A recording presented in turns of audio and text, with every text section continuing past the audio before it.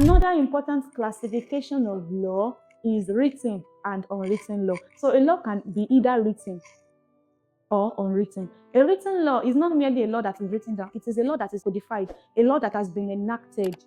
If we are talking about Nigeria, by the Nigerian legislature, maybe by the National Assembly or by the State House of Assembly. So a written law is a law that has been enacted and is codified. You can say, okay, this is where it is specifically, it is contained here, maybe in the criminal code or penal code. This is where the law is contained. That is a written law. An unwritten law is a law that is not codified, a law that exists, but there is no specific place. It is not codified in a single document.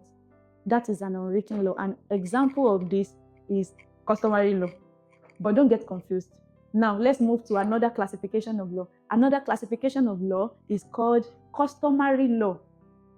Customary law and Islamic law. So customary law are laws that, they derive from customs. They are generally unwritten, like I said earlier. They vary from one community to the other. They are important. They are binding on the members of that community. The members of the community hold it in high esteem, but they do not bound people that are not members of that community, unless you are in that community and you're expected to follow their customs.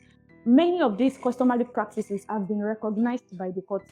There are ingredients that must be present in a custom before the court will recognize it. Such custom must not be repugnant to natural justice, equity, and good conscience. That is, it must not be a custom that is unfair. It must not be a wicked custom. If it's a wicked custom, then the court won't recognize it. But there are customary laws that have been recognized by the court, and they work, and they exist, and they function. They are being used even till date. And then on the flip side is Islamic law. Islamic law is the law that governs Muslims. It's also called Sharia law. You can find it in the Quran, in the Hadiths, in the sayings of the prophets. And there are other classifications of law. There is a municipal law, there is international law, there is a public international law, there's also private international law. There is what we call common law and equity.